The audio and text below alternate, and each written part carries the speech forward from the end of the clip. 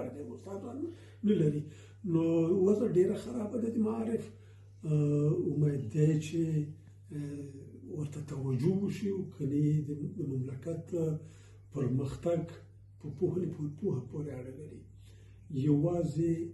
دیني مدارس کفایت نه کوي ځکه دا اوسنۍ تکنالوژي او اوسني علوم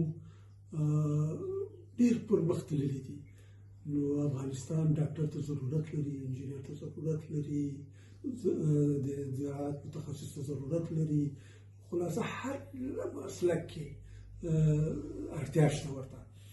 نو د دې لپاره باید پوهنتونونو ته او